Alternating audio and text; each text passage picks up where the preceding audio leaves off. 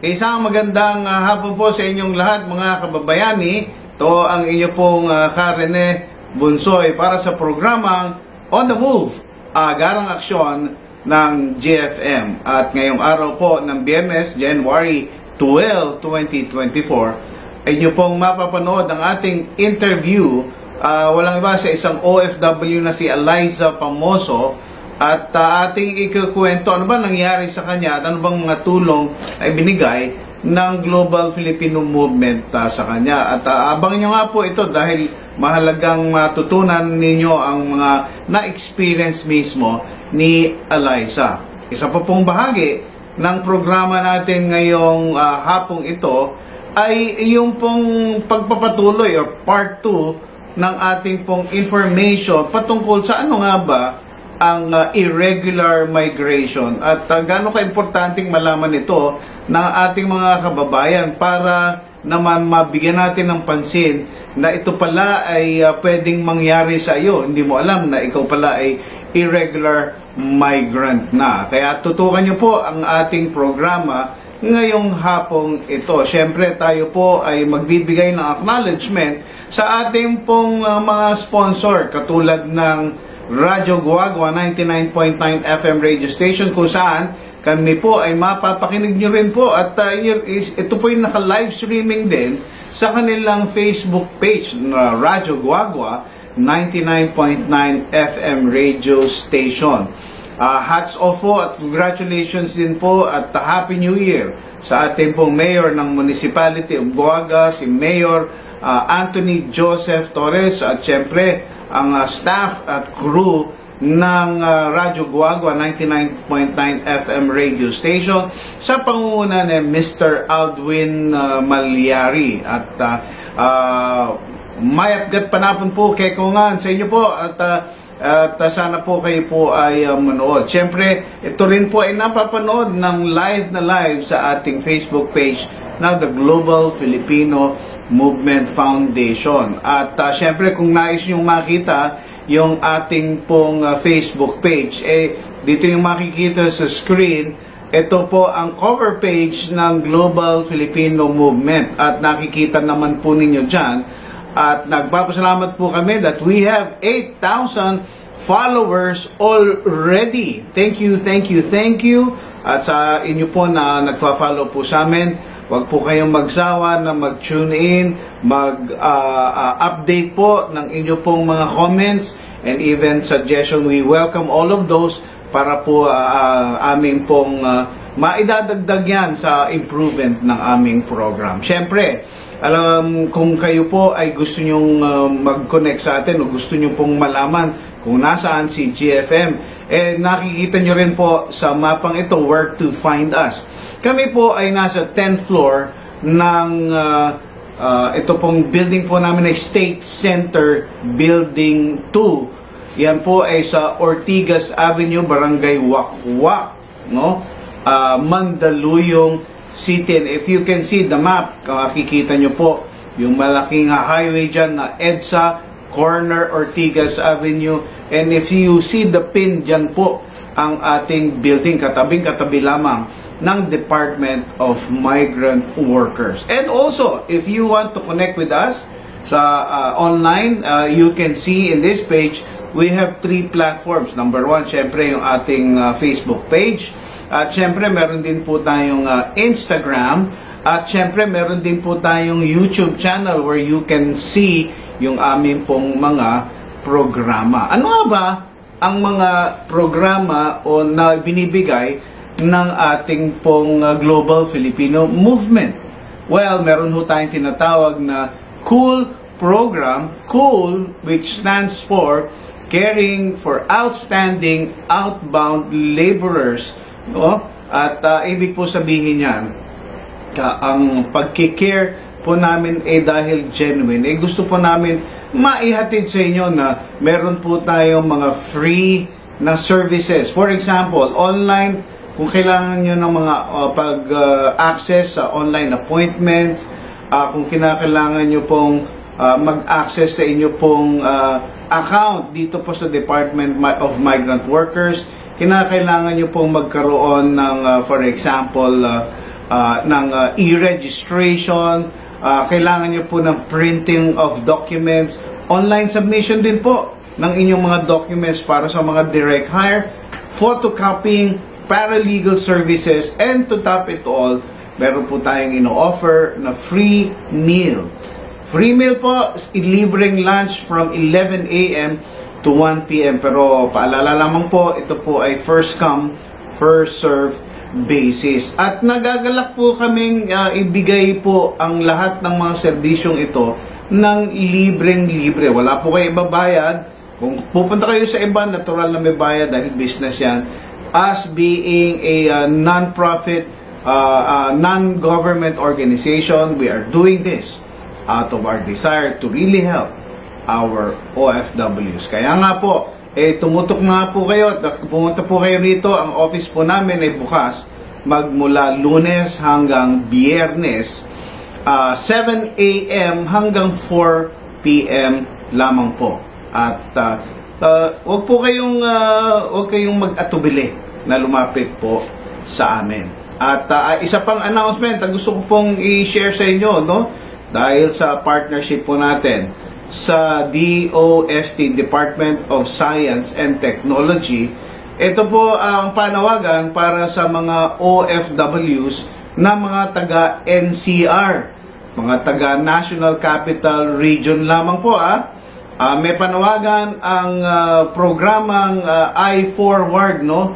Ito po ay if I remember right, ang I-Forward po ay innovation for Filipinos working abroad, working distantly.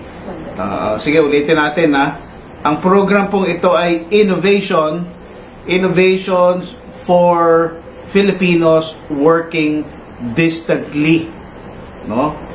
Ayan ayan ang kanilang term for OFWs. Ano nga po ito? Ito po ay isang imbitasyon para kung sino man ang merong interesado na mga OFWs na magsimula ng kanilang business at kumbaga ang gusto nila if you want a business, if you have a business idea that will provide solution or create products, meron po silang tinatawag na technopreneurship capacity building.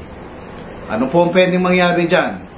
Pagka po kayo nung attend nun, ipapakita sa inyo anong klase mga business na merong kailangan ng technology, ay magkakaroon kayo ng pagkakataon na kung yung business idea nyo ay kanila pong matanggap, ay maaprubahan, meron hong pwedeng ibigay na grant sa inyo para pang simula ng inyong business. So you have a chance to get your business idea funded, no?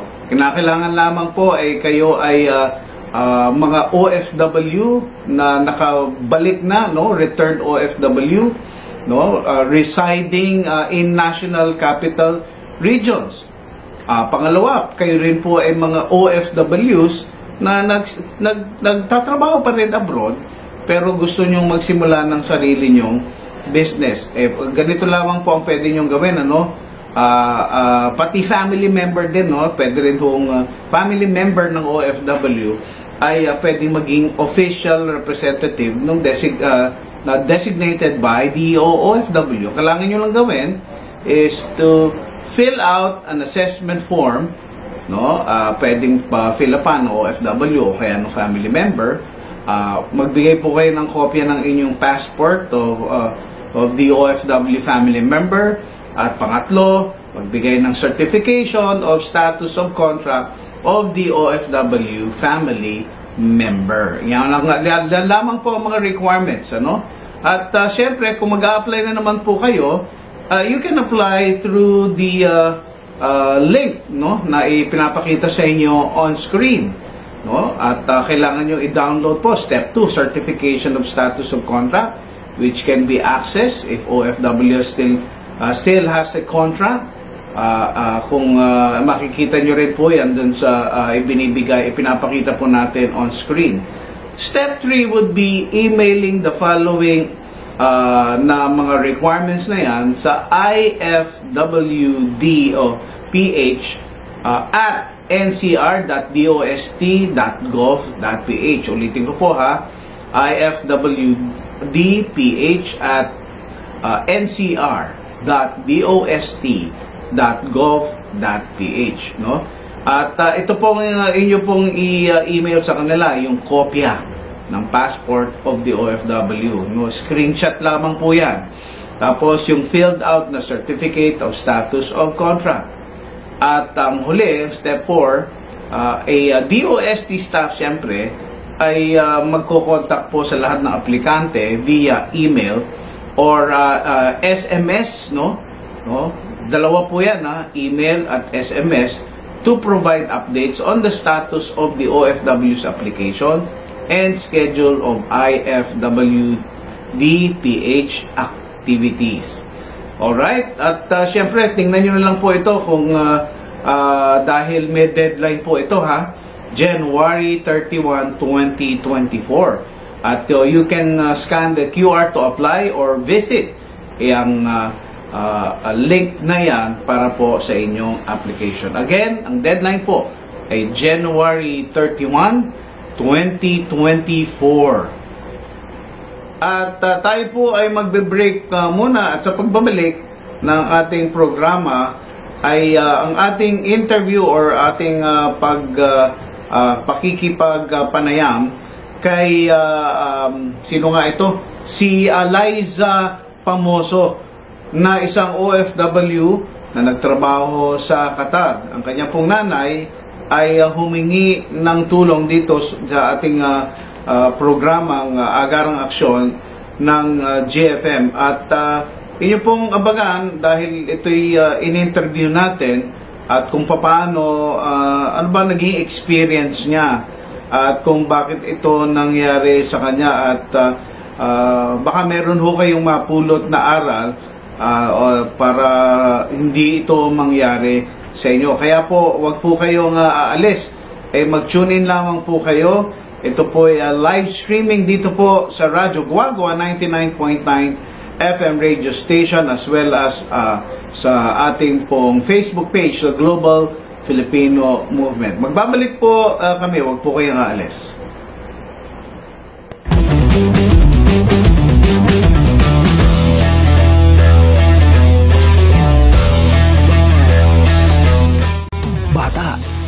Mag-a-abroad ka ba? Hep hep! Bago ka magdesisyon, panoorin mo muna ito at baka magbago pa ang isip mo. Hindi biro. Ang mag-abroad, tinatayang nasa 10 milyong mahigit ang kabuuang bilang ng mga Pilipino ang nagtatrabaho abroad. Ikatlo naman tayo sa buong mundo na may pinakamataas na remittance mula sa mga OFWs. Nagtanong-tanong tayo sa ilang mga estudyante kung bakit nais nilang magtrabaho abroad at ito ang ilan sa kanilang mga sagot.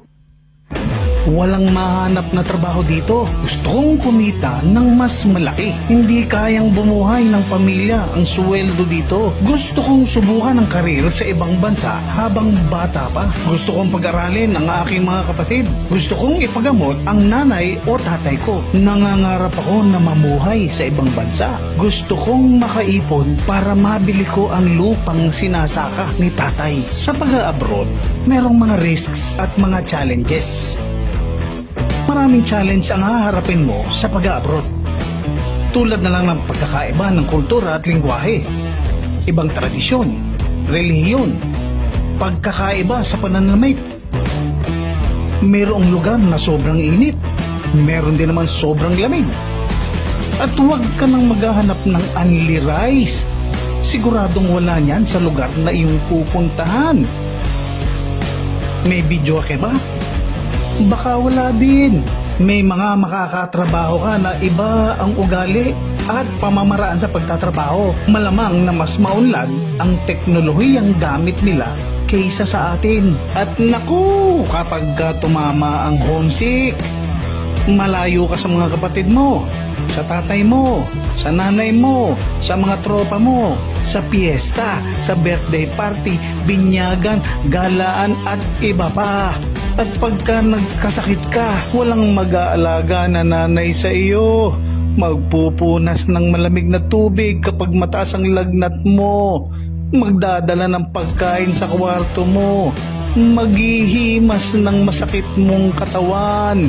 Pagka may krisis sa pamilya, asahan mong magiging dependent ang pamilya mo sa perang pinapadala mo. Huwag naman sana na habang nagpapakahirap ka sa pagtatrabaho abroad, iba naman ang tinatrabaho ng asawa mo or girlfriend mo. Naku po, tatang! Pumunta naman tayo sa mga risks. Alam mo bang talamak ang illegal recruitment sa atin? Ayon sa Statista Research Department, noong February 2, 2022, mayroong 1,800 na kaso ng illegal recruitment ang na-record mula January at October ng 2021. Mas mataas ito kesa sa nakaraang taon at patuloy pang tumataas. Ang apat na common targets ng mga recruiter ay mga family providers, mga nag-aambisyon na lumabas ng bansa, at mga estudyante na bagong graduate na katulad mo. Ilan sa mga modus operandi ng mga illegal recruiter na ito ay ang internet scam o blind ads, direct hiring, tourist worker scheme, backdoor point scheme, student worker scheme, at visa assistant or consultancy scheme. Kaya mo ba na harapin ang mga challenges na ito? Financially capable ka ba? May kwalifikasyon ka ba? Handa ka bang iwan ang iyong pamilya para magtrabaho abroad? Kaya kung nagbabalak kang mag-abroad, abay isipin mo muna, alam mo ba ang mga risks at mga challenges ng pag-abroad?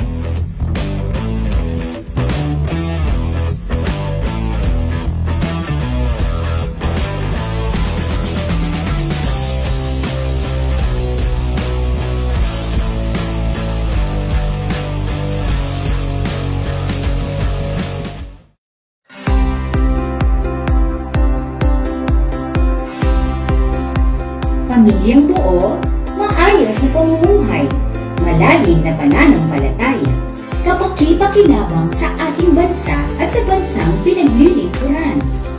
These are the goals that we seek for OFWs and their families, to see them empowered to transform nations. We equip the body of Christ by helping them understand the situations of OFWs brought about by migration and the issues that go with it. We train our volunteers to become OFW ministers, to minister effectively in times of distress, using all platforms, including multimedia. We partner with churches here and abroad to establish global Filipino centers to help address the plight of many OFWs in distress. Our partnership with government institutions like POEA, OWA, the DFA and its embassies and consular offices helped facilitate repatriation, resolution of labor cases, and help countless victims of abuses from their employers and principals. And through government institutions like the Department of Agriculture, Department of Science and Technology, the DSWD, and DTI, we have endorsed countless OFWs to avail various reintegration and livelihood programs. We do all these to see them empowered overseas Filipino workers and their families to do kingdom work.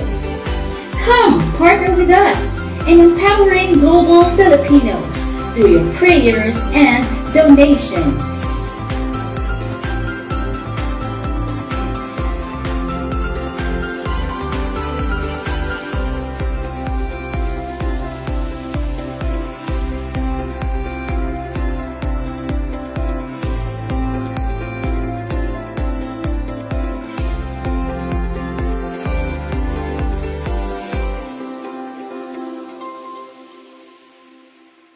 Magandang hapon po sa inyong lahat at nandito tayo ngayon kasama natin ang ating mga OFW kasama ang kanyang nanay para malaman natin ano ba ang naging part ng Global Filipino Movement o yung ating programang On the Move Agarang Aksyon para makauwi si Eliza Famoso kasama niya ang kanyang nanay na si Nelva Tagalog. Magandang hapon po sa inyong dalawa at maraming salamat sa pagpapaunlak ninyo sa amin. Siguro tatanungin ko muna si Eliza. Eliza, ano ba naging kwento before tayo pumunta doon sa detalye? Ikaw ba'y matagal nang nag-OFW? Yes, sir. Since 2015, sir. First na abroad ko. Same employer, same company. Same employer, same company. So, anong taon at ano ang naging trabaho mo? Nung unang ko, sir, waitress pa rin. Waitress sa isang kumpanya, sa isang restaurant, tama ba? Sa isang restaurant, sir. Pero yung employer ko is, inilagay niya ako sa bahay. Okay. At ano ang taon uli yung? 2015, sir. 2017.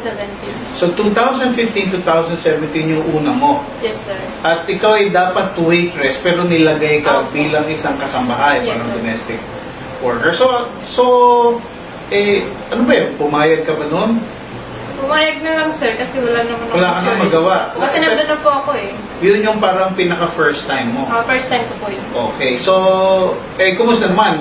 Nakauwi ka ba after ng... Nung una po, okay naman po, sir. So, maayos naman po. Tapos, parang nakabalik pa po ako ng pangalawa po. So, ibig sabihin, after nung 2017, umuwi ka. Yes, sir. And then, kailan ka bumalik? Anong year? Lang po ako, vacation ng 2 months and then nagbalik po ako ulit doon. Okay, nagbalik ka. Pero, hindi mo ba inayos the fact na ikaw ay dapat magtatrabaho sa waitress? Nung bumalik ka, ganun pa rin? Ganun pa rin po. Tapos, 2017.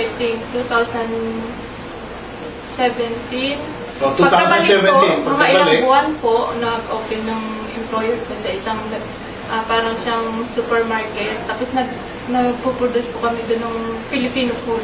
Kasi Filipino restaurant po yung pinagtatrabawan ko. Tika muna, babalikan ko lang ulit.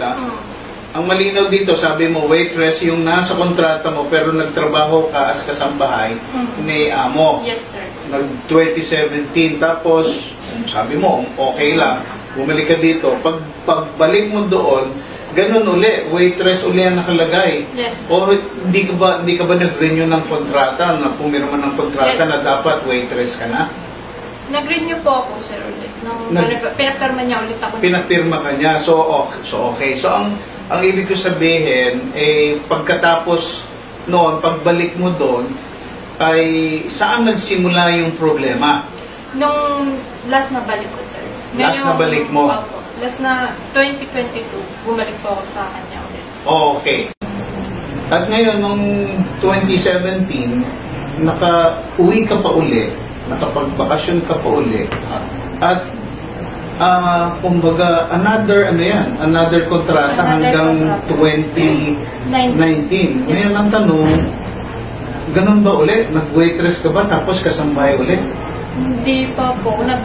Pagbalik ko po doon, kasambahay pa rin po ako. Oo, yun ang ibig sabihin. Tapos, nag-open po siya ng, yun nga po, sa supermarket. Nagsusupply po kami ng Filipino food na kulang sa tao. Nilabas niya po ako sa tao. Okay, so para lang maging mas malinaw. Itong employer mo na sinasabi mo, lalaki siya o babae? Lalaki po siya. Lalaki. Tapos in-employ ka niya as dapat waitress, ginawa kang kasambahay. Yes. May mga kasama ka ba sa bahay?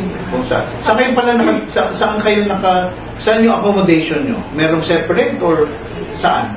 Wala po kami sa... meron po kaming mga accommodation, pero yung mga ibang staff, karamihan pong nakatira doon is mga lalaki. Tapos, So kayo, yung mga babae, po, nasa bahay po niya. Sa bahay niya? Opo, magkakasama Teka, po ito kami. bang, itong employer ninyo, may asawa ba ito? May Wala pamilya? po.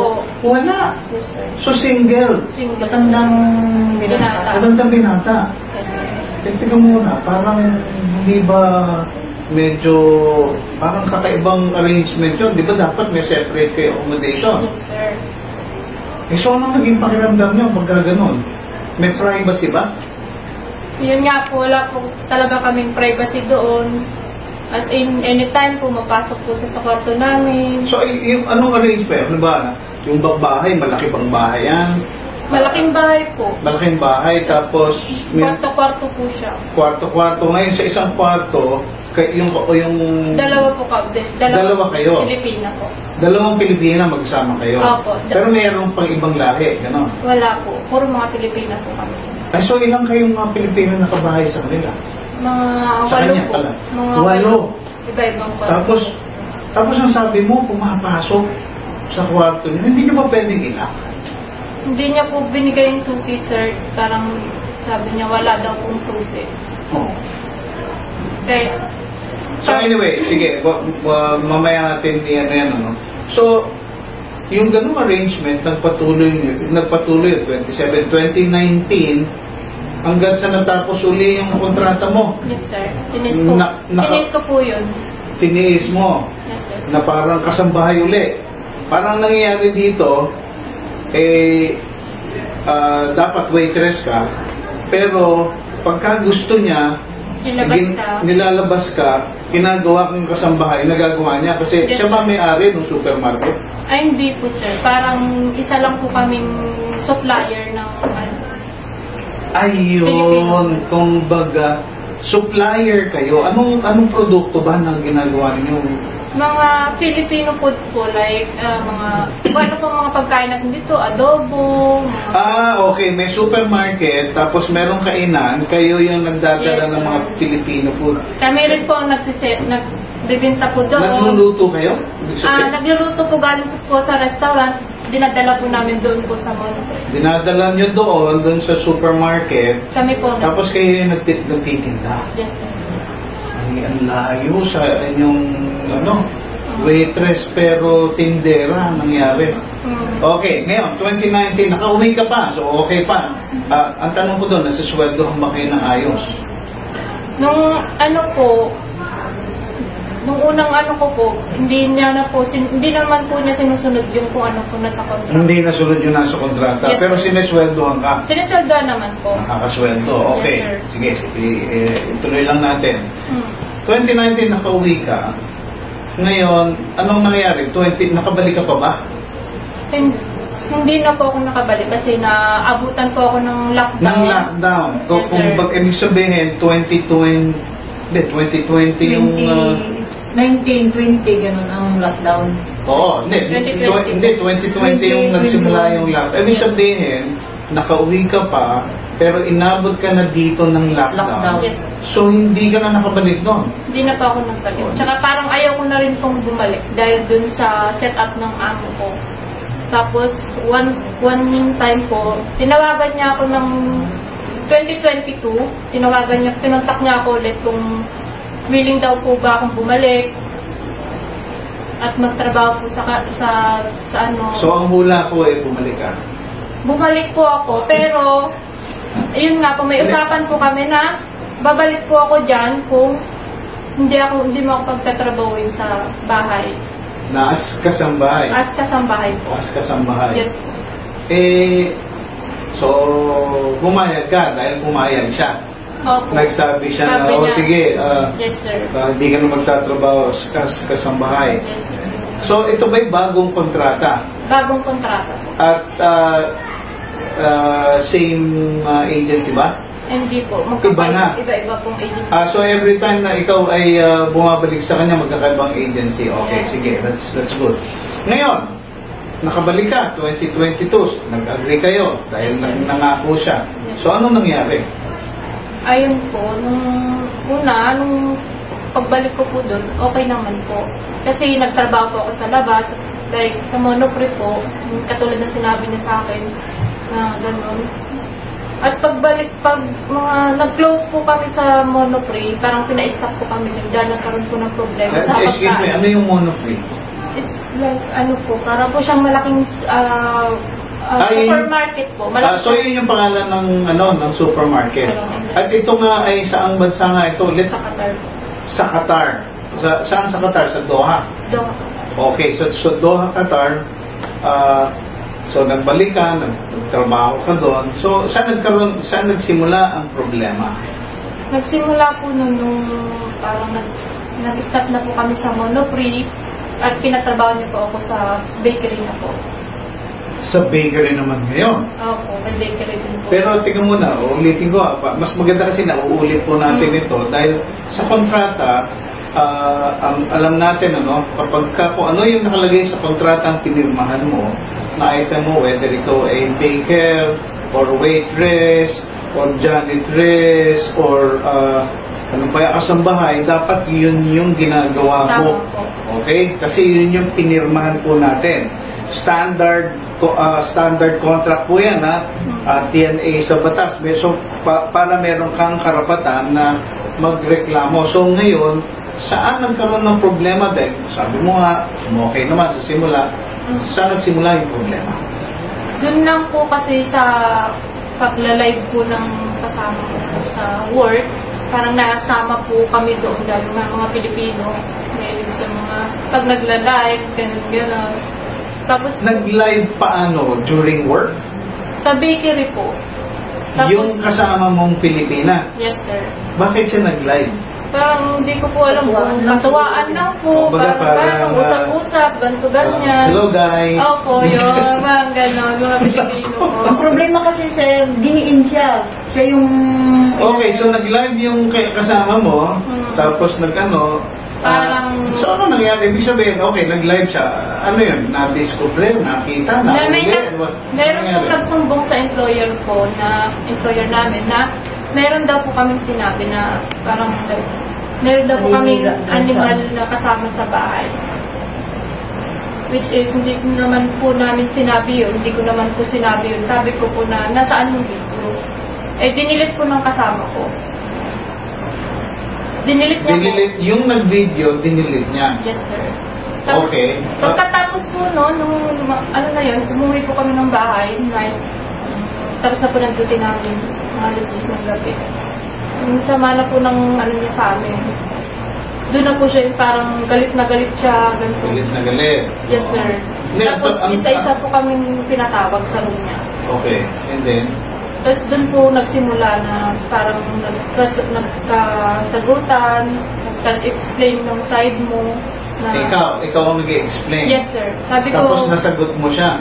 Sabi ko po sa kanya na, sabi niya bakit daw po sinabi ko na may animal daw po kasama sa bahay. Tingnan mo na, sino ba nagsumbong? Pilipino yes, sir, din ba? Pilipino rin, sir. Ang tanong doon, meron ka nga bang sinabi? Wala po, kasi po nag-start po yung ano na yun na parang kasi sa bahay po na yun, parang tinataguan kami ng food. Sino nagtatago ng food? Yung Pilipino yan? Pilipina rin po. Yun. So meron ganon. Opo. So parang nangyari ngayon, galit sa inyo ito. Opo. Yun din po sir yung sumbong sa employer niya. So ngayon, okay. So sinumbong, kasi ang what I'm after dito is, kung totoo ba yun o hindi? Opo. In-explain ko sa kanya na hindi ganun yung ano, kasi yung iba yung pagka-translate sa kanya. Parang, asan ba yung video? Kaso yung i-delete niya po kaagad. Tinanong ko po yung tita ko, asan ba yung ipakita mo kasi. Hindi, ibig sabihin naka-live, may nakapanood ba? May nakapanood daw po, hindi naman po niya sinabi kung sino. Pero ibig sabihin, so nakapanood ba, kinonfirma niya ba na may nasabi kang ganon? Hindi ko po alam. Tapos So sa mga tuwin, ito lang ang gusto kong malaman. Totoo ba yun o hindi? Na may nasabi ka sa employer, tungkol sa employer mo na animal siya? Ay, wala po. Hindi. So wala? Wala po. Okay, walang katotohanan. So ngayon, kinausap ka ng employer mo, magsimula nung nagalit na sa'yo, gano'n na ang trato sa'yo? Nung pinipilit niya po na aminin kung gano'n na hindi po. Tapos parang kinuha niya po yung phone ko at hinagis niya po. Doon po kami parang naano ko siya na wala akong karapatan na kunin yung personal na gamit ko. Gamit ko po yun. Sabi ko gano'n. Tapos sabi niya, Teka ha, we're talking, yung kausap mo na nagagalit sa'yo na employer, ito yung employer mo mula noong 2015 ha? Yes, sir. So supposedly, dapat sana magkakilala na kayo ng matagal. Yes, sir. Pero ganun na nangyari. Hindi kaya dapat nang nangyari, malumanay ka lang Yun nga po, kumausap sa kanya? tinry ko po siyang mag-explain din sa kanya. Pero yung parang iba po kasi yung galit. Iba na, o. Parang, Galit na. Opo. Yung pinaalis niya po ako sa room niya, dali po akong bumalik sa room namin. Tapos maya-maya po, bumalik na naman po siya. And then? Tapos ang dami niya pong sinabi na, sabi niya po is, para mag-impake na daw po ako, papauwi niya daw po ako. Tapos tinatakot niya po ako, pagbayarin niya po ako ng 100,000. Tapos sabi niya sa akin, sabi ko po, bakit ako magbabayad ng 100,000 para saan po? Sabi ko gano'n. Kasi nagtrabaho naman ako ng ilang taon sa'yo. Sabi ko gano'n po. Tapos kinukuha niya po yung passport ko, tsaka yung ID ko po. So ngayon, doon po kami nagkainitan. okay, pero let me just confirm, yung passport mo hawak mo. Tinago ko po yung passport. Tinago mo. So, sabihin sa'yo, nasa iyo yun. Yes, sir. Hindi niya ever kinuha. Okay. Tapos, yung ikama mo, nasa iyo. Yung ikama ko po, pilit niya pong kinuha. Binigay ko na po sa kanya. Oh, pero hawak mo. Hawak ko po Pero yung... dahil pinilit niya, Yes, sir. nakuhanin, binigay mo na. Binigay ko na po. Pero yung passport, di Yung mo passport binigay. ko po, nilak ko po sa maleta ko, sir. Okay. Sinafety ko po. Sinafety mo. Yes, sir. Cellphone, di mo kinuha. Yung cellphone ko, hindi naman po na kinuha. Okay. So, i-fast forward ko na din lang. Pagkatapos nun, ano nang nangyari? Yun, Nagtagal ka pa ba doon? After nung nangyari, nagagalit na sa'yo, nagtagal ka pa ba doon? sinaktan niya po ako, sir. Sinaktan ka? Yes, sir. Sinuntok niya ako, sir. Nagkaroon po ako ng pasa. Tinulak niya ako, tapos nagkaroon po ako ng bukol sa ulo. So, sinaktan ka? Yes, sir. So, anong ginawa sa'yo? Sinuntok niya po ako sa mukha na nagkaroon po ako ng pasa. Tapos tinulak niya po ako sa cabinet. Nagkaroon din po ako ng bukol. Tapos Aba, sinapakan hindi malakas yun. Opo. Gano'n ba siya kalaki? Malaki pa po siya sa'yo, sir. Na matangkad din po. So, tinulak ka, sinuntok ka, tapos tinulak ka. Tapos inapakan ko yung pa ako. Tapos hinigan niya pa po ako sa higaan. Sinakan niya po ako.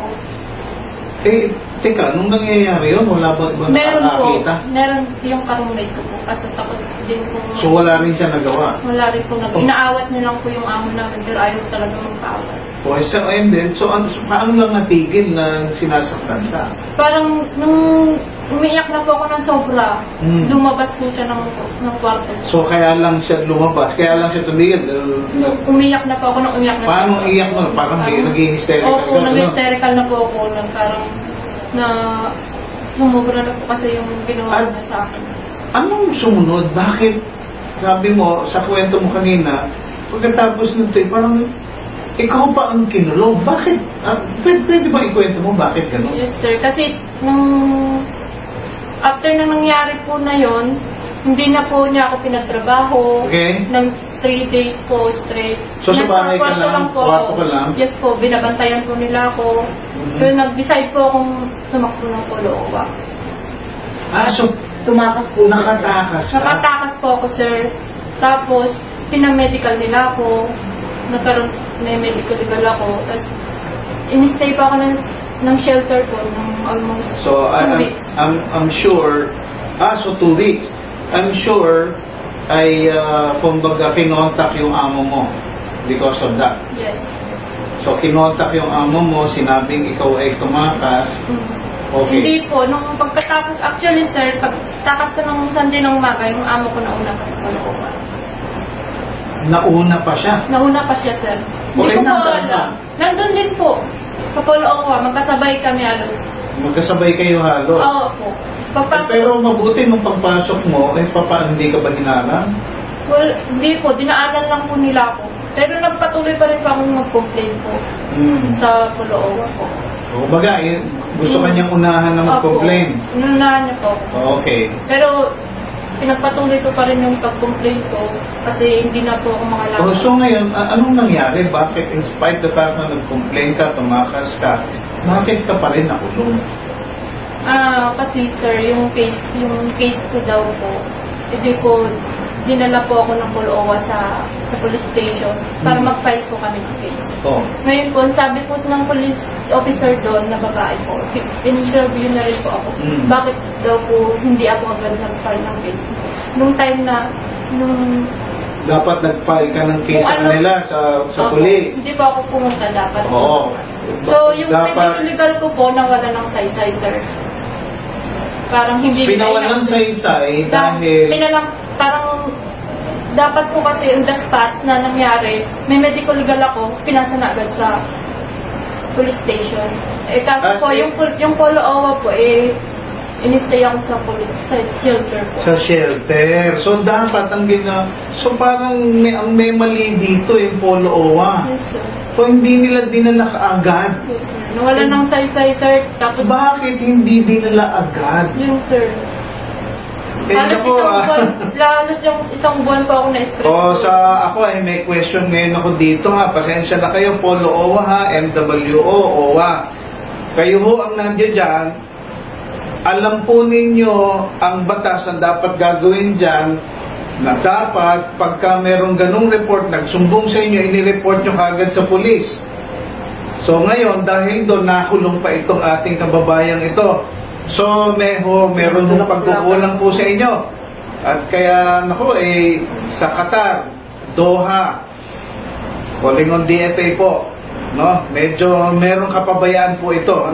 So, nakulong ka dahil doon. Yes, sir. Nakulong. Gaano ka katagal nakulong? Because bago mo sagutin yan, bago ka nakulong, paano ngayon nalaman ni nanay na ikaw ay nakulong?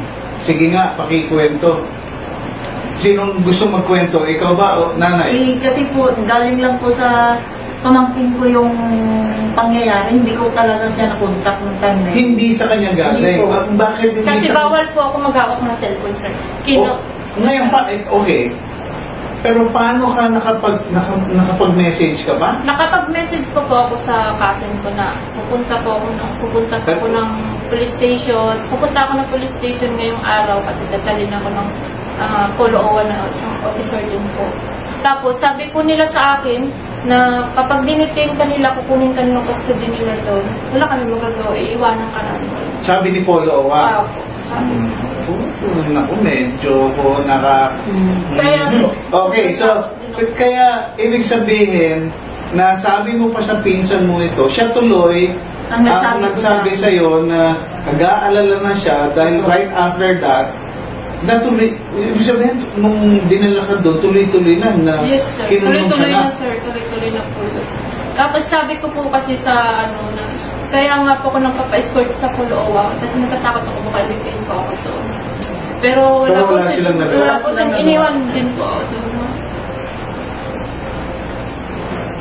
Alaysa, dahil ba doon medyo masama ang loob mo sa yes, sir. Kasi parang hindi nila inaksyon yung ko.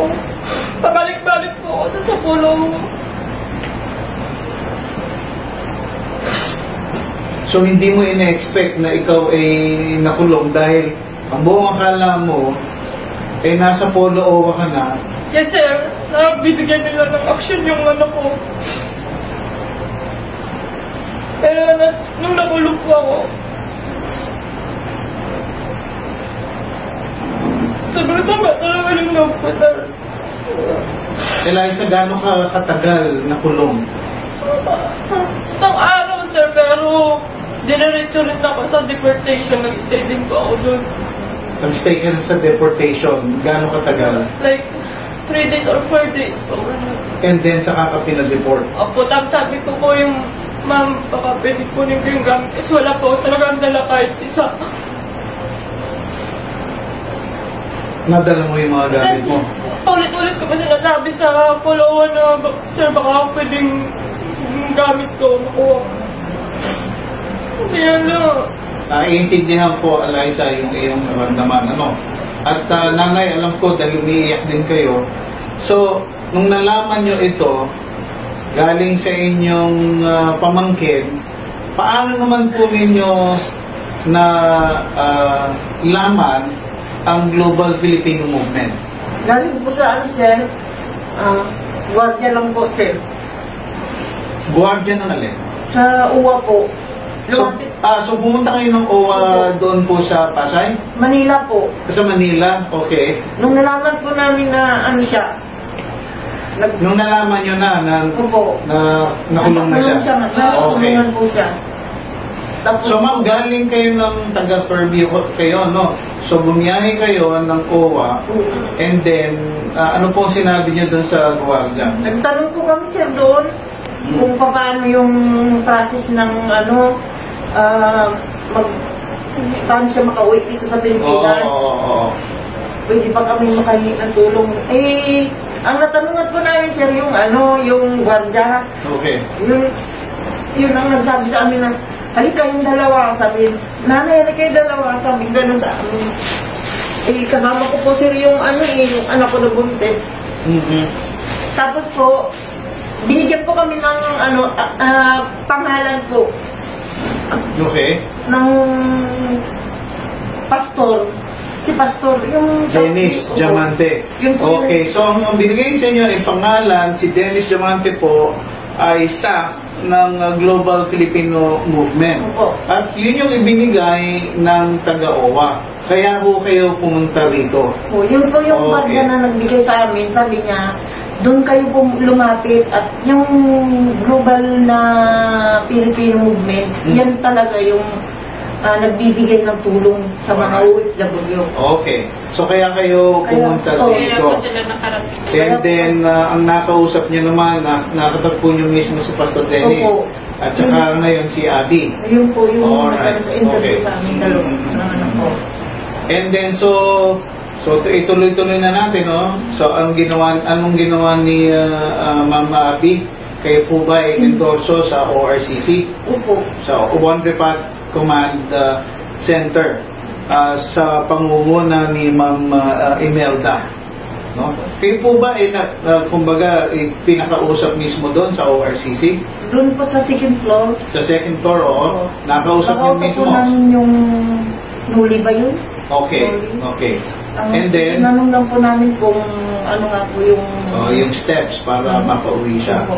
Sabi naman po sa amin, inaasikaso na daw po doon sa kuha sa ibang bansa. Doon sa ibang bansa. Ibig sabihin, nakita nila Opo. na nakaprocess na yung kanyang pag-uwi. Opo. Okay.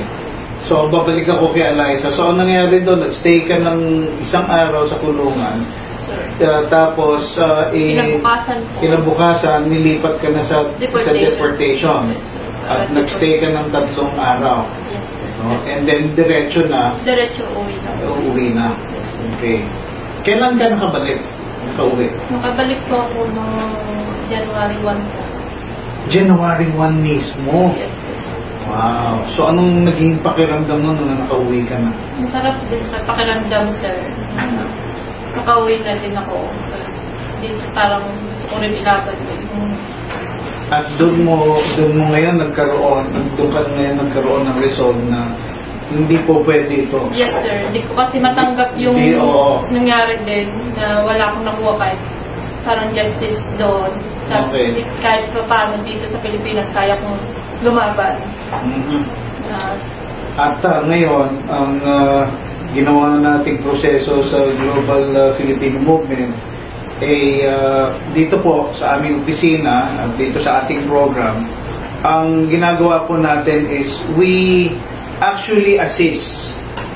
We give advice, free legal advice, paralegal in that sense, kung ano yung pwedeng gawin ng mga distress, OFW distress.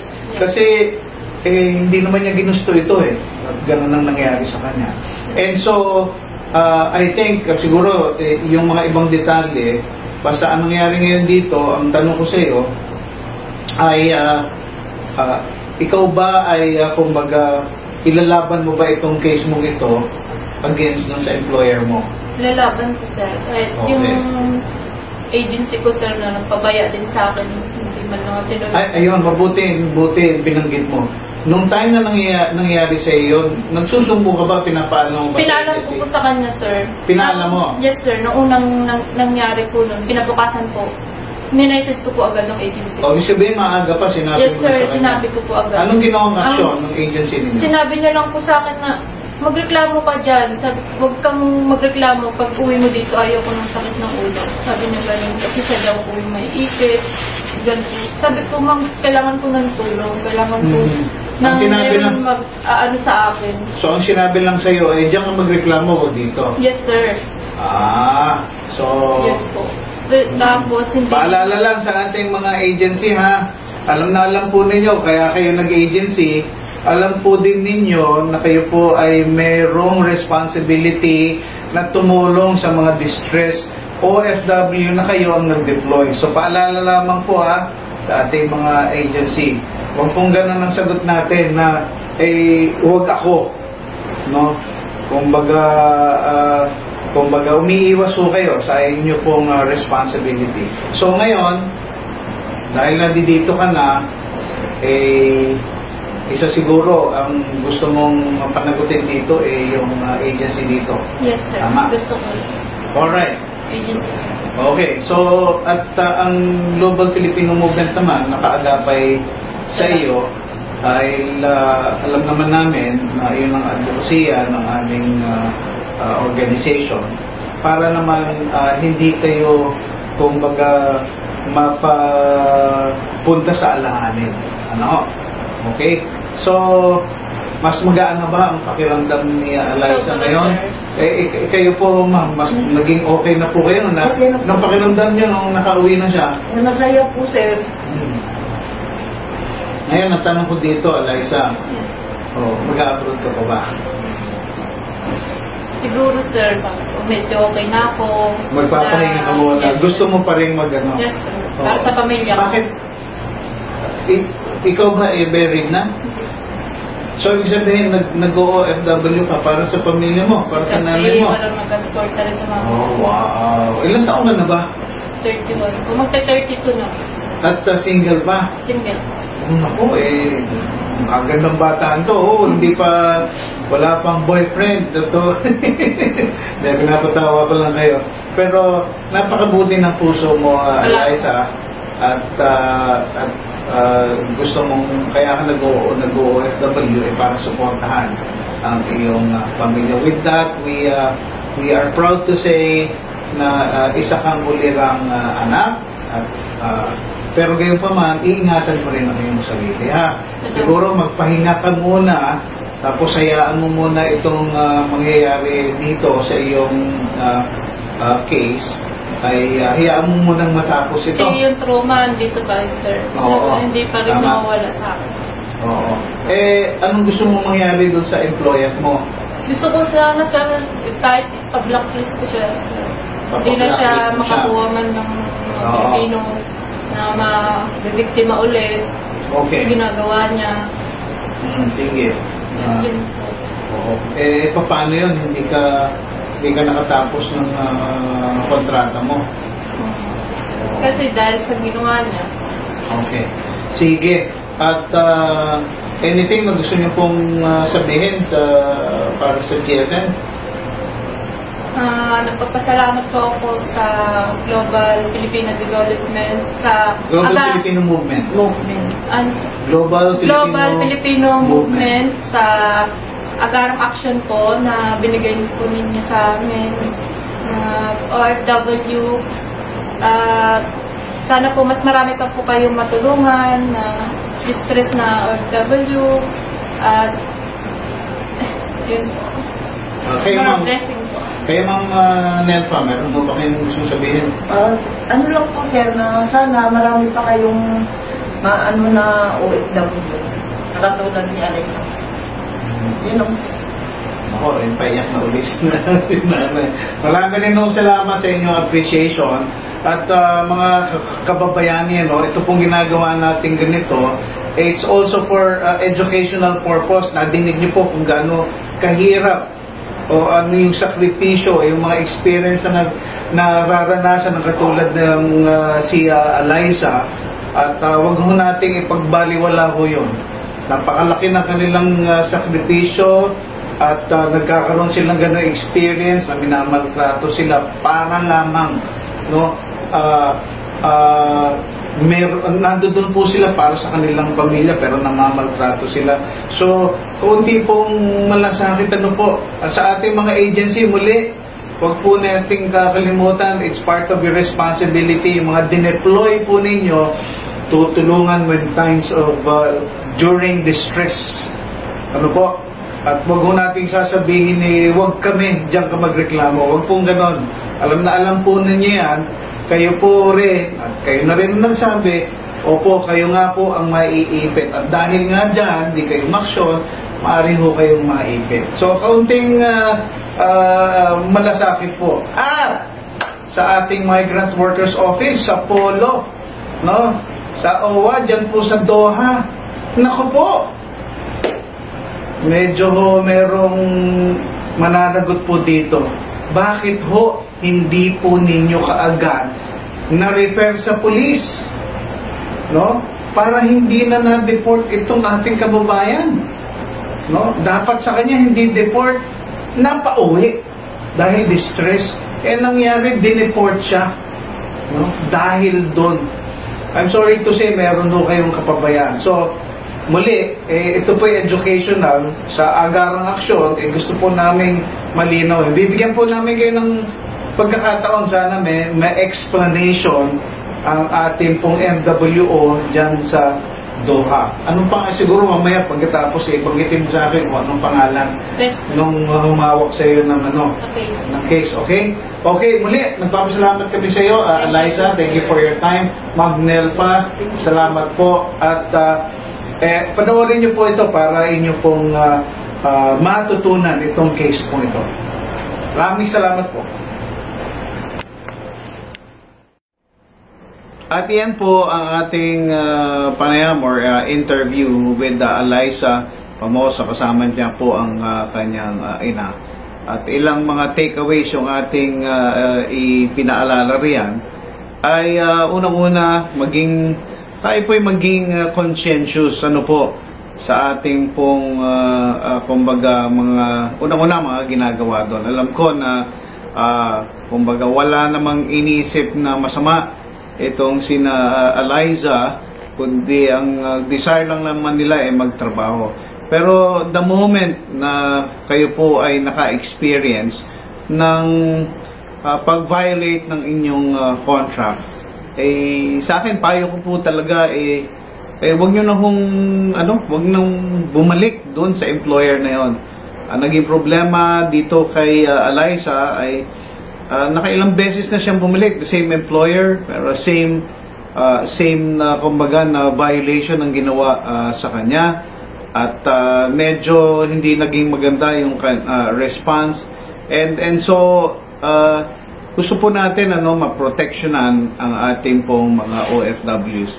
Lalong-lalo na ito ay dapat siya po ay kumbaga domestic worker na ginawang iba't ibang mga kumbaga iba't iba pang mga trabaho ang pinagawa sa kanya, no?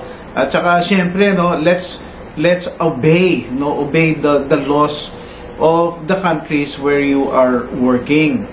Mahirap po talaga na akala natin kung yung kaya nating gawin o pwede nating gawin dito sa Pilipinas ay maaaring pagdating sa ibang bansa ay hindi po natin pwedeng gawin yan. So, kumbaga, labis ang pagpapasalamat ng kanyang ina sa ating pong tanggapan.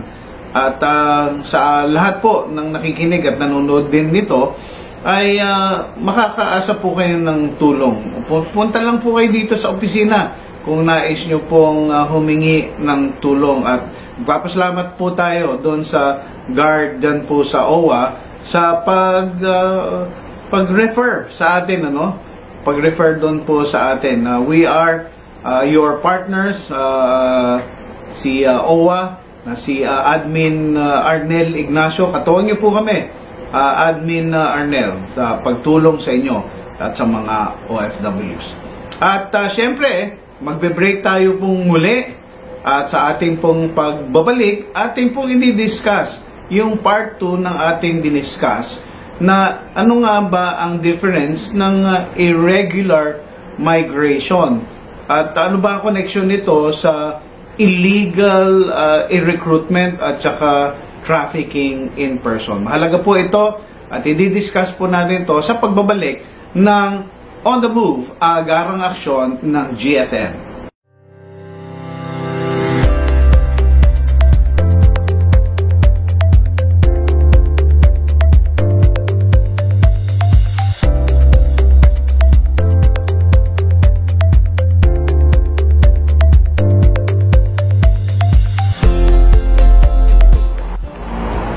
Okay, so ngayong umaga, nandito kami sa NAIA, sa Terminal 3, sa Bay Exit Gate 5. At sasalubungin natin yung tatlong OFWs na nabiktima ng illegal recruitment at human trafficking. Ang background dito is back in, I think, January, ay humingi sa atin ng tulong itong family ng isa sa kanila at nagkaroon tayo ng chat group at at the same time nag-coordinate tayo with DFA, ATN sa Kuala Lumpur at yun na nga, iba't ibang grupo from different sectors, private institutions, magmula doon sa Malaysia na rin. Nagmula sila sa Sarawak, Malaysia. At ngayon yung araw na susunduin na natin sila after so many weeks na pakikipag-usap. Finally, nagkaroon na ng fruition yung ating gawa sa kanila. In coordination with OWA, ang Repatriation Assistance Division with Director Reggie Hilias, coordinated na po tayo dito. Inihintay lang natin ngayon ang paglabas ng OWA para sumabay sa atin. Ito na po, yung lalabasan mismo ng mga kababayan natin at dito sasalubong ang mga pamilya dito sa lugar na ito. Kaya abangan nyo po, mamaya-maya na sapagkat mga alang 12:15, dadating po, lalampag po ang AirAsia para doon na po nakasakay yung ating mga kababayan. Kaya nagpapasalamat tayo, una sa DFA, ang OWA sa pamamagitan ni Administrator Hans Dayo Kaknak in partnership with GFM ay ito po, natapos na po, palagay ko, tuwag-tuwa ang pamilya. Hinihintay din natin yung pamilya na makasama ngayon.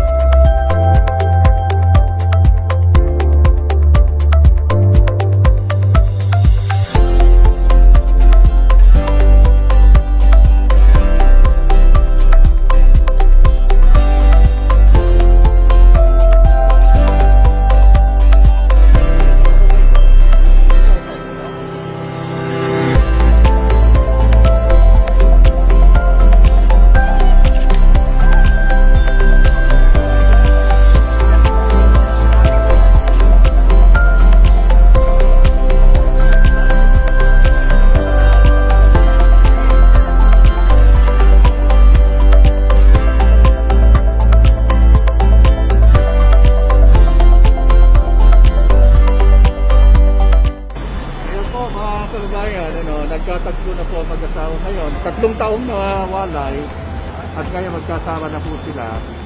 At salamat po sa OWA, ating pagtugon nila at ang ating DFA. Dito din daw siya. Yan.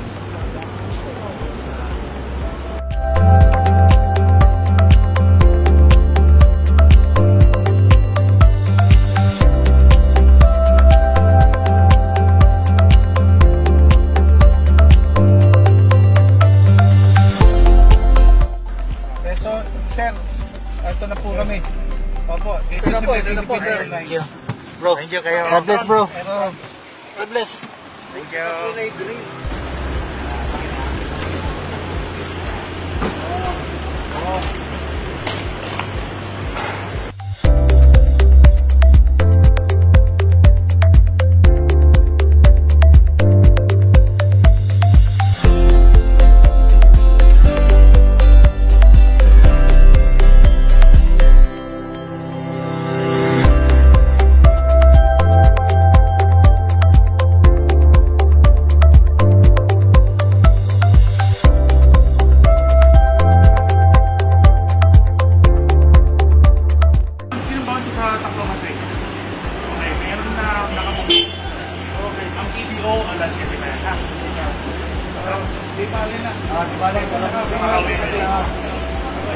Tatlong taon nito, illegally recruited human trafficking. Okay, so napauwi natin. Salamat sa OWA din. Sige, sir. Hindi kaya. Thank you. Sige, sir. Pero ako nang bahala, sir. Kaya bahala. Thank you, Pastor. Kita na ba sa dalan? Sige, sir. Sige.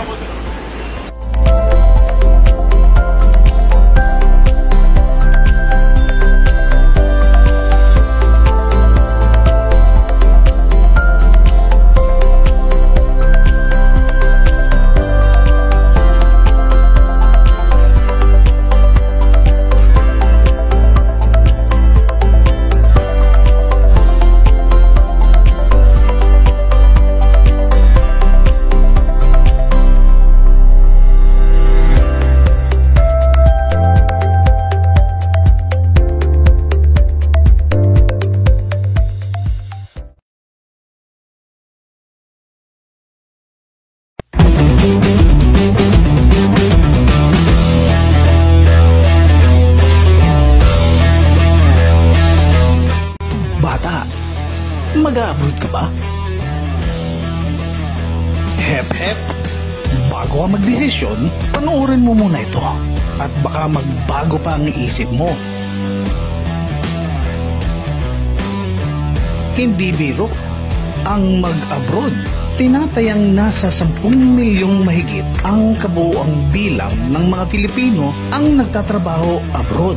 Ikatlo naman tayo sa buong mundo na may pinakamataas na remittance mula sa mga OFWs. Nagtanong-tanong tayo sa ilang mga estudyante kung bakit nais nilang magtrabaho abroad at ito ang ilan sa kanilang mga sagot.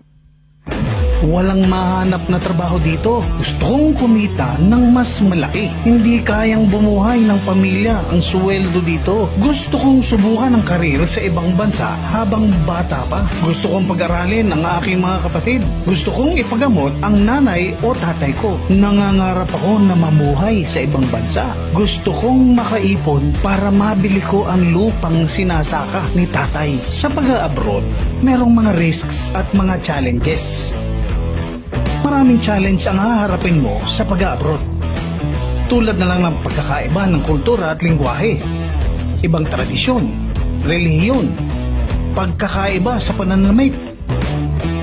Mayroong lugar na sobrang init, meron din naman sobrang lamig. At huwag ka nang maghahanap ng only rice. Siguradong wala niyan sa lugar na iyong pupuntahan.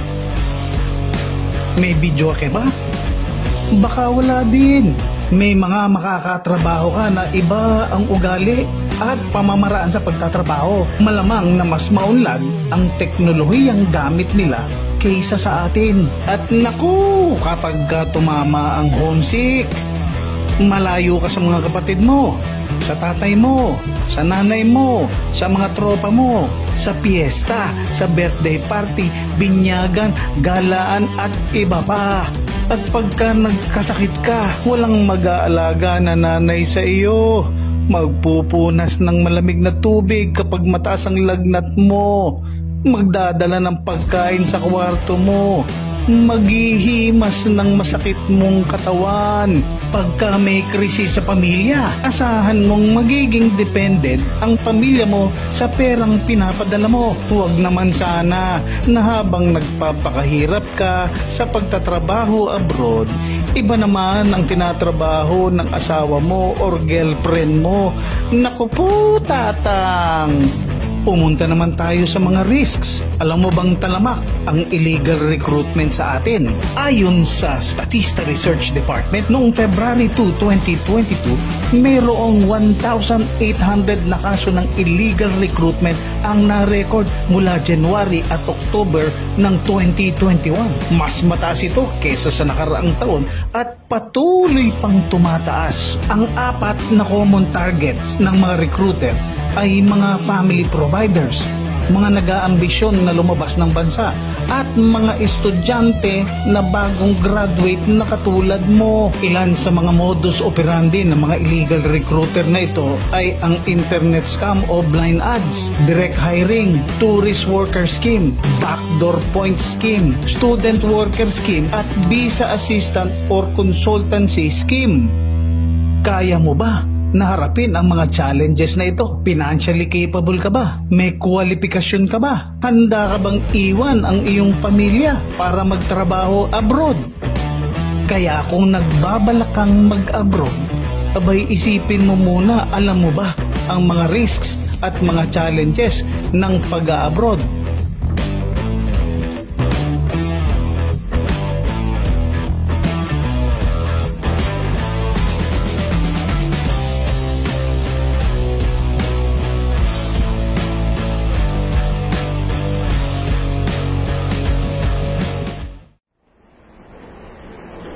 Kababayani, ano nga ba ang irregular migration?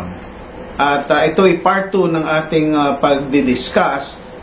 Ano nga ba ang kaibahan po nito? At sa hapong ito, i-discuss ko po sa inyo ano nga ba ang dangers of illegal or irregular migration.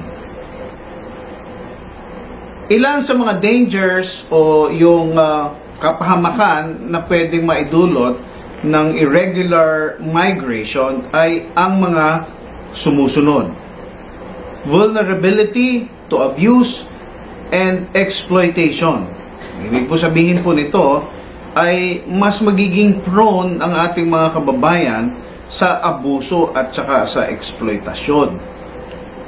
Basic social services are sometimes withheld. Dahil nga po sila ay nasa irregular na situation, maaring yung mga social services na available sa mga regular migrants ay sa kanila po ay hindi. Maari din po silang ma-imprison. Pwede silang mapakulong dahil hindi legal ang kanilang mga papeles. At pwede rin po silang ma-deport.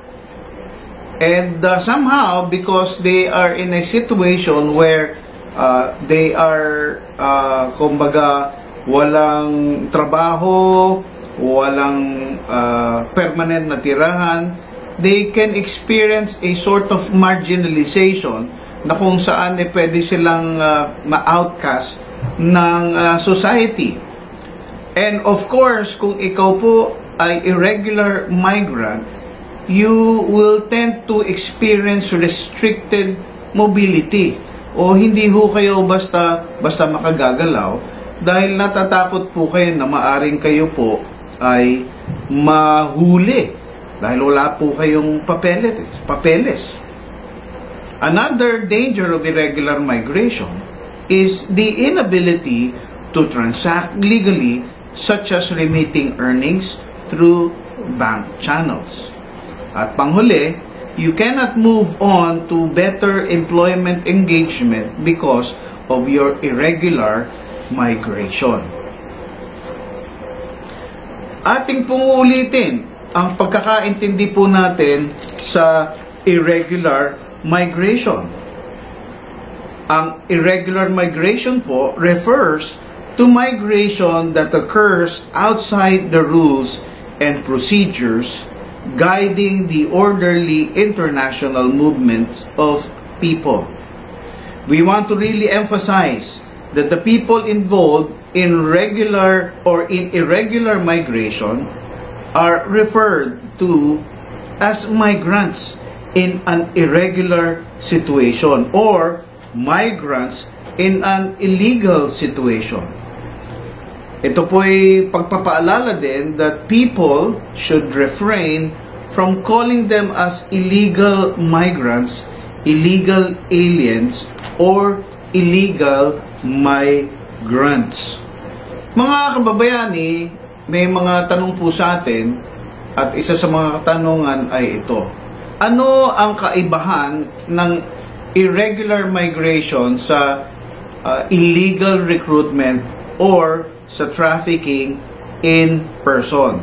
Gusto po nating i-elaborate ito at ang ating source na pinagkukuhanan para ma-discuss ito ay yung aklat na Pathways to Safe Migration, na ito po ay jointly na inimprenta at ginawa ng ILO at ng IOM at syempre ng mga iba't ibang mga representative ng ating pong bansa dito. And one of them is a good friend of ours, si Ate Angie Resurrection, na isa sa mga sumulat nito pong itong aklat po na ito. Well, to elaborate irregular migration and illegal recruitment, ito po ang eksplanasyon sa aklat. Irregular migration may occur without illegal recruitment as in cases previously cited. Kumbaga, ang pagkakaintindi po natin dito, ang irregular migration ay mangyayari kahit na walang nag-illegally recruit sa taong ito. No? Ibig sabihin, maari kasing ang irregular migrant ay dati ng kumbaga OFW, let's say for example sa Saudi Arabia, siya ay may kontrata nang dumating doon, no? At natapos ang kontratang iyon, pero hindi siya umuwi, no? Supposedly dapat siyang umuwi at hindi na siya bumalik doon sa kanyang tawag dito, sa kanya pong dating pinagtrabahuhan, at naghanap siya ng ibang pagtatrabahuhan, pero hindi niya na naasikaso yung pagpapalit ng sponsor, yung paggawa ng panibagong kontrata, and so therefore he or that person became an irregular migrant, or safer to say na siya ay naging or napunta sa irregular situation.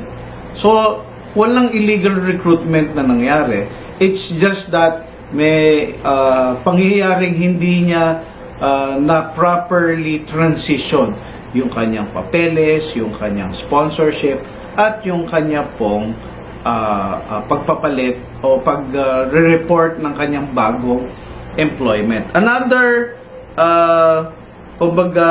another concept to understand the difference between illegal recruitment at saka ng illegal or irregular migration is an irregular migrant engaging the services of an illegal recruiter to obtain employment and becomes satisfied is not likely to complain despite exorbitant fees. Karaniwan pong nangyayari ay ganito. Ang isang irregular migrant, dahil gusto niya nang magkaroon ng trabaho, and therefore makakahanap siya ng kakilala, or kung minsan yung kakilala niya ay magre-refer na kakilala, and it just so happen na ito pong kakilalang yun is an illegal recruiter, no? Pero dahil kailangan niya ng trabaho, pumayag na rin siya. And most likely, ang illegal recruiter naman, hindi po nagsisingil ng mura yan eh. Most likely, magsisingil po yan ng mahal dahil, yan po ang negosyo niya, gawain po niyan. At yung nais magkaroon ng trabaho dahil sa kanyang pagnanais ng magkaroon na ng trabaho at makaalis na doon sa irregular situation niya, most likely po, yung taong yun, hindi yan magko-complain kahit na malaki ang bayad. And so therefore, that person, o yung ating kababayang yon ay, kumbaga in essence, gumawa na siya ng sarili niyang pamaraan para makaalis siya doon sa sitwasyon. At tandaan nyo nga po, no, itong dinidiscuss po natin, para magkaroon po tayo ng ideya na number one, ay ganito pala yon at pwede tayong ma-illegal. Ano po? Maaring hindi illegal sa simula, kaya nga ang tawag po natin, ako nga, napapagpalit-palit ko pa irregular migration ng situation o irregular situation ang nararanasan ng ating kababayan kapag sila ay napunta sa ganong sitwasyon. Pangatlo, na pwede nating tandaan, between irregular migration at illegal recruitment, consent is more readily established in many cases involving irregular migration. Ulitin ko consent is more readily established in many cases involving irregular migration. Yung consent po, ibig sabihin yung pagpayag. And most likely, a person who needs a job, a person who needs to get out of that irregular situation, ang ibig po sabihin hindi na siya kumbaga natatakot na, ay naku, kailangan kong magtago, gusto kong lumabas, mahirap na ganitong nasa loob lang ako ng bahay, hindi ako makalabas kasi wala nga akong legal na papeles. Syempre kapag nakatagpo siya ng tao na pwedeng mag-ayos, almost 100% magbibigay siya ng consent para lamang kaalis sa sitwasyon ng irregular migration. While again, hindi natin gina-judge yung mga taong nagkakaroon ng ganong pagbigay ng consent, but it is what it is. Hindi po natin sila basta masisi. Ang payo na nga lang natin, if you can. Sa example na binibigay po natin, kung kayo man din po ay lilipat o nakatapos ng kontrata at nais nyo lumipat sa ibang kumpanya, uwi po muna kayo. Tapos dito nyo pag-isipan, mag-a-apply ulit. Well, yun lamang po ang downside, mag-a-apply po kayo ulit. Or kung hindi naman, kung bago kayo matapos na sa kontrata po ninyo at meron na kayong mga kaibigan at nakapag-usap na kayo na merong pwedeng malilipatan na trabaho, ayusin nyo na po kaagad para po mas smoother yung transition. Hindi nyo na po kinakailangan mapunta sa isang irregular situation where kailangan nyo pang mag-i-stay kayo, hindi kayo uuwi, tapos babayad pa ng malaki para ipaayos lamang ang inyo pong mga papeles. So that's one of the things na ating pong kumbaga ang connection o pagkakaiba sa irregular migration at ng illegal recruitment. Now, between irregular migration and trafficking in person, these are the things to consider. Number one, an irregular migrant is not necessarily trafficked for forced labor, prostitution, or sale of organs. Hindi po. Kung ang connection ay sa trafficking in person, hindi naman po involved or not necessarily involved sa forced labor, prostitution, or sale of organs. Not necessarily, although pwede.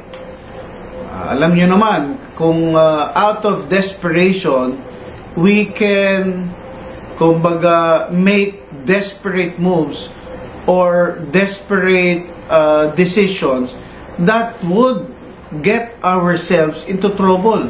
na imbes na tayo po ay magiging safe sa ating sitwasyon or mabawasan yung ating problema dahil tayo irregular migrant na, minsan nadadagdagan pa. Ito na nga po yung sitwasyon na binanggit natin. Huwag naman po sana na kayo ay ma-involve pa, no, sa forced labor. Kasi, kumbaga, pwede kasing ganito mangyari. Wala kang trabaho. Meron akong aalok sa yung trabaho. Pero walang pilian ng trabaho, Kung ano ipagawa sa'yo, gagawin mo. Ito yung sweldo. Payag ka ba? So, ikaw naman na parang dahil desperate ka na, desperado ka na, sige, hindi ako mamimili ng anong trabaho.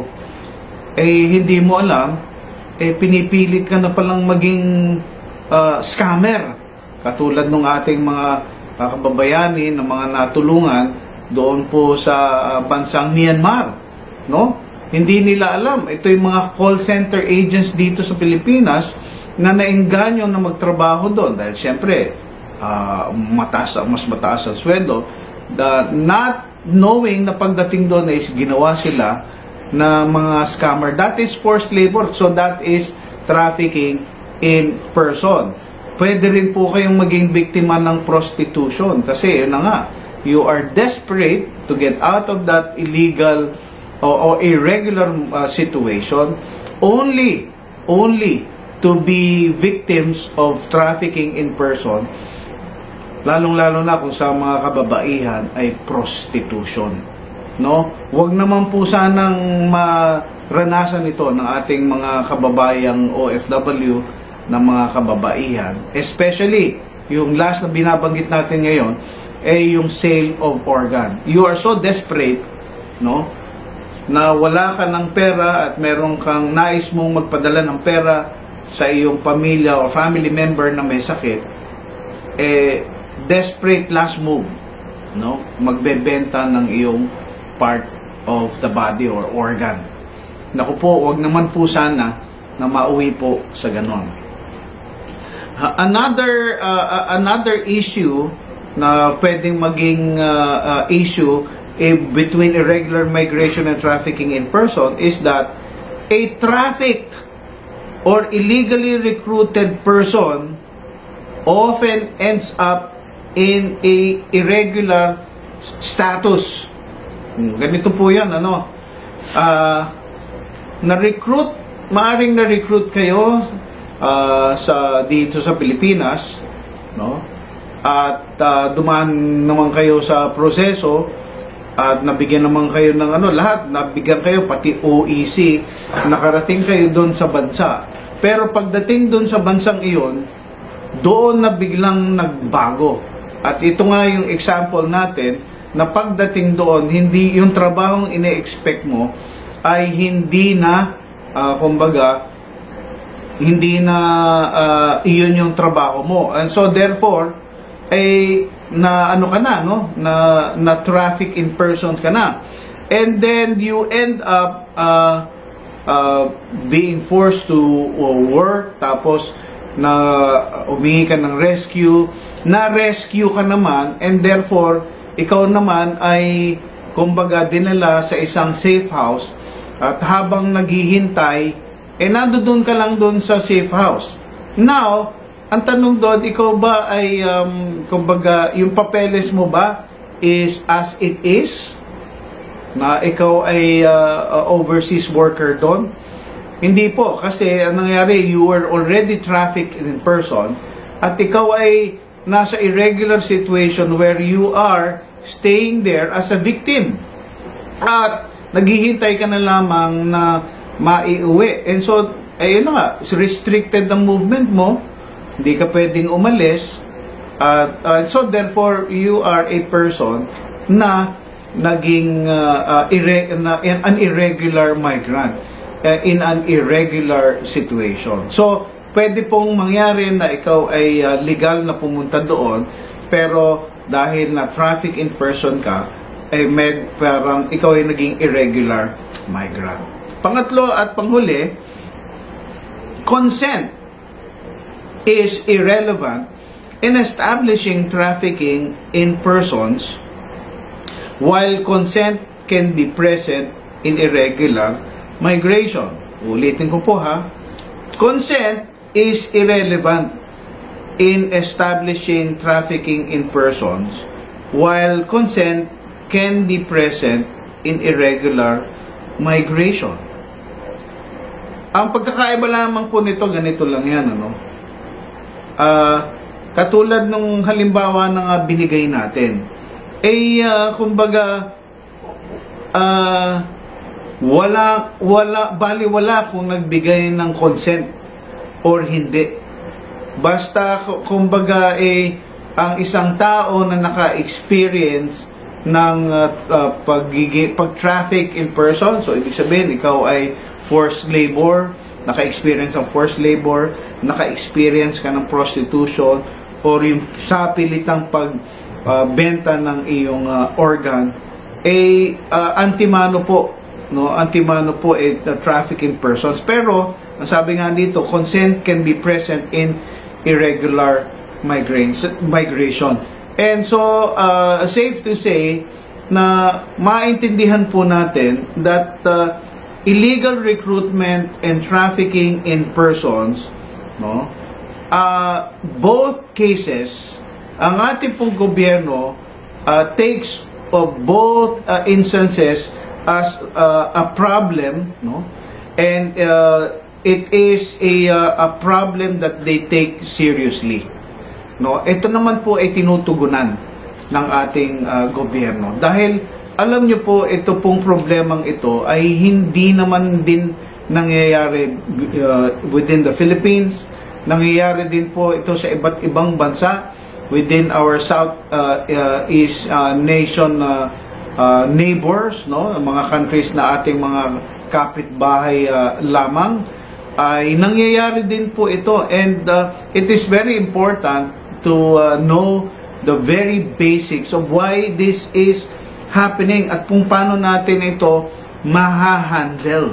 And so, therefore, ang Global Filipino Movement bilang isang organization that seeks to help, no, in the promotion of protection and welfare of our overseas Filipino workers, kasama dito sa mga ganitong mga hangarin at mga usapin na kasi nga po patuloy tayong nakikisama sa mga conversation, sa mga forums, sa pagdadraft ng mga policies, pagbibigay ng impormasyon kung ano-ano yung mga nakikita natin, nararanasan, at pagbibigay ng mga rekomendasyon para po matigil, kung hindi po mabawasan, ay matigil na ng lubusan ang mga ganitong mga experience sa ating mga overseas Filipino workers. Hangarin po natin, hangarin natin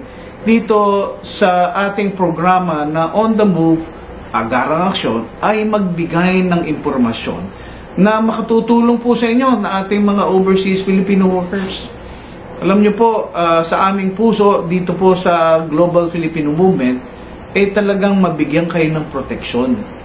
No? Kaya nga po, meron kaming mga ongoing na mga programs katulad ng aming pong Migration Awareness Program na kung saan ang ating pong mga team ay umiikot sa ating pong iba't ibang lugar na kung saan tayo po ay nagdadala ng mga migration awareness katulad ng anti-illegal recruitment awareness seminars at yung pong mga symposium na ginagawa natin para sa ating pong mga estudyante na estudyante pa lamang po ay nagbabalak na maging OFWs. Lahat pong yan ay ginagawa ng Global Filipino Movement para sa kapakanan ng ating mga overseas Filipino workers. At maraming salamat sa inyo pong pag-stay at pagnood o pakikinood ng programa pong ito. Marami pong salamat at magbabalik po ang programang On the Move, Agarang Aksyon matapos na po ng ating pong short station break. GF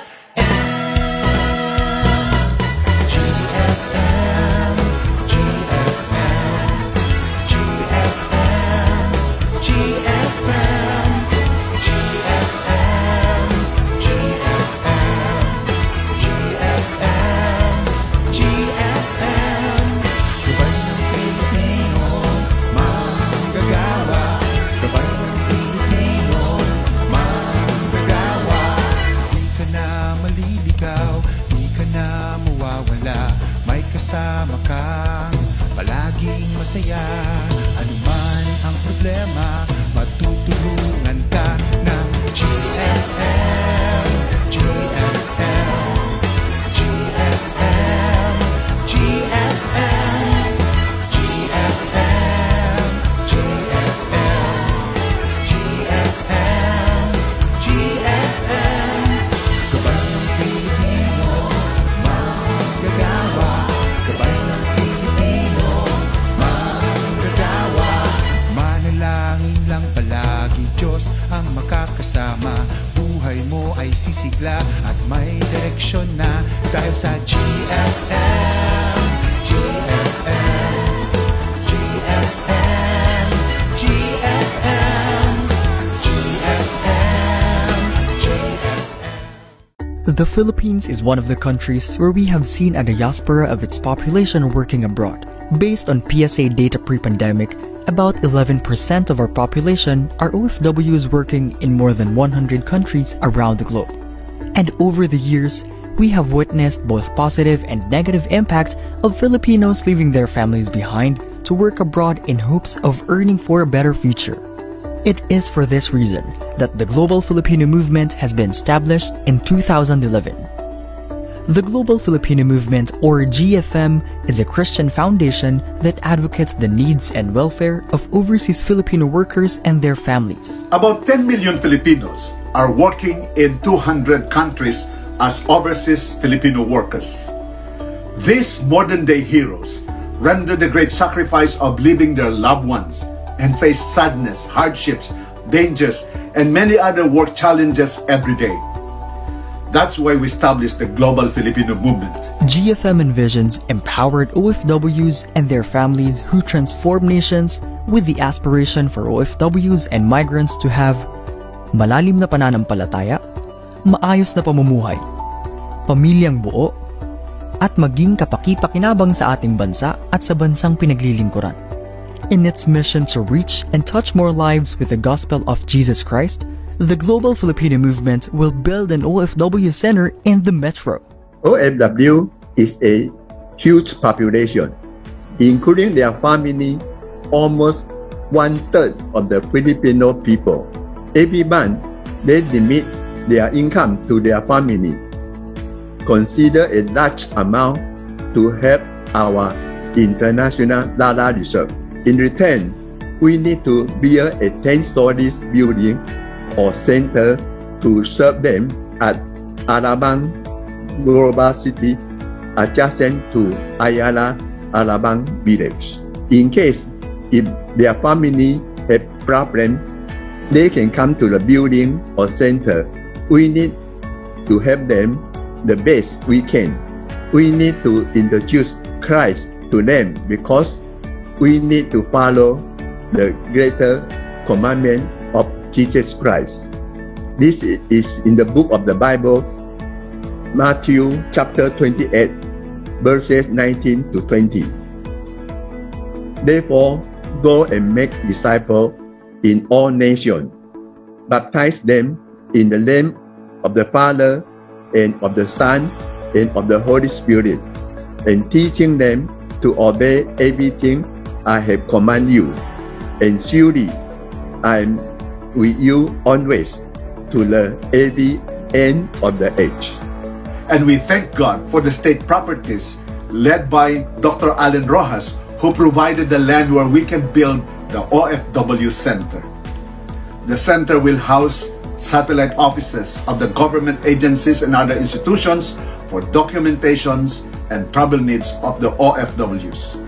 Physical, legal, medical, financial, recreational, and spiritual service providers will be here as well. An ideal one-stop shop in the service of the OFWs so that they will have the right relationship with God, be nurtured and grow to Christ-like maturity, and be equipped with skills and knowledge to expand the kingdom of God wherever they are.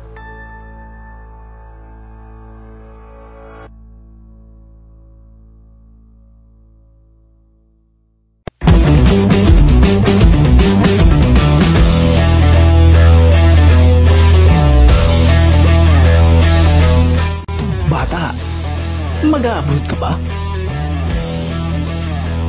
Hep-hep! Bago ka magdesisyon, panoorin mo muna ito at baka magbago pa ang isip mo. Hindi biro, ang mag-abroad, tinatayang nasa 10 milyong mahigit ang kabuuang bilang ng mga Filipino ang nagtatrabaho abroad. Ikatlo naman tayo sa buong mundo na may pinakamataas na remittance mula sa mga OFWs. Nagtanong-tanong tayo sa ilang mga estudyante kung bakit nais nilang magtrabaho abroad at ito ang ilan sa kanilang mga sagot. Walang mahanap na trabaho dito. Gusto kong kumita ng mas malaki. Hindi kayang bumuhay ng pamilya ang sweldo dito. Gusto kong subukan ang karir sa ibang bansa habang bata pa. Gusto kong pag-aralin ang aking mga kapatid. Gusto kong ipagamot ang nanay o tatay ko. Nangangarap ako na mamuhay sa ibang bansa. Gusto kong makaipon para mabili ko ang lupang sinasaka ni tatay. Sa pag-abroad, merong mga risks at mga challenges. Maraming challenge ang haharapin mo sa pag-abroad. Tulad na lang ng pagkakaiba ng kultura at lingwahe, ibang tradisyon, relihiyon, pagkakaiba sa pananamit. Mayroong lugar na sobrang init, meron din naman sobrang lamig. At huwag ka nang maghahanap ng only rice. Siguradong wala niyan sa lugar na iyong pupuntahan. May video ka ba? Baka wala din. May mga makakatrabaho ka na iba ang ugali at pamamaraan sa pagtatrabaho. Malamang na mas maunlad ang teknolohiyang gamit nila kaysa sa atin. At naku, kapag tumama ang homesick, malayo ka sa mga kapatid mo, sa tatay mo, sa nanay mo, sa mga tropa mo, sa piyesta, sa birthday party, binyagan, galaan at iba pa. At pagka nagkasakit ka, walang mag-aalaga na nanay sa iyo. Magpupunas ng malamig na tubig kapag mataas ang lagnat mo. Magdadala ng pagkain sa kwarto mo. Maghihimas ng masakit mong katawan. Pagka may krisis sa pamilya, asahan mong magiging dependent ang pamilya mo sa perang pinapadala mo. Huwag naman sana na habang nagpapakahirap ka sa pagtatrabaho abroad, iba naman ang tinatrabaho ng asawa mo or girlfriend mo. Naku po, tatang!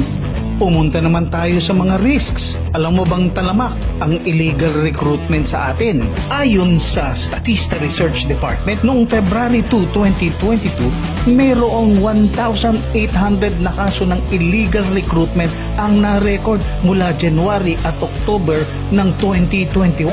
Mas mataas ito kesa sa nakaraang taon at patuloy pang tumataas. Ang apat na common targets ng mga recruiter ay mga family providers, mga nag-aambisyon na lumabas ng bansa, at mga estudyante na bagong graduate na katulad mo. Ilan sa mga modus operandi ng mga illegal recruiter na ito ay ang internet scam o blind ads, direct hiring, tourist worker scheme, backdoor point scheme, student worker scheme, at visa assistant or consultancy scheme.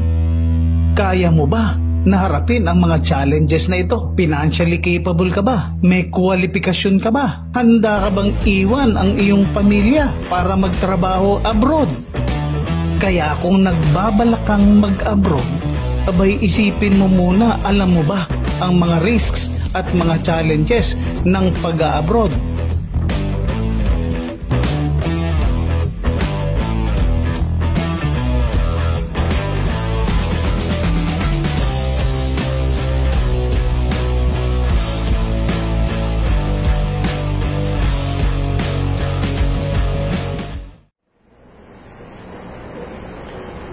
At para naman sa gabay mula sa salita ng Diyos, sa ating pong basahin ang verse nito sa 1 Peter 5:7. Cast all your anxieties on Him because He cares for you. At sa Tagalog version naman, ipagkatiwala ninyo sa Kanya ang inyong mga alalahanin sa buhay, sapagkat Siya ay nagmamalasakit sa inyo. Mga kababayan kong OFW, sa tindi ng mga sakripisyo na inyong ginawa o sa sitwasyon na kayo'y naroon na kung minsan alam ko po ay nababagabag, nahihirapan kayo, kung minsan may feeling pa na kayo ay naiisahan o namamaltrato.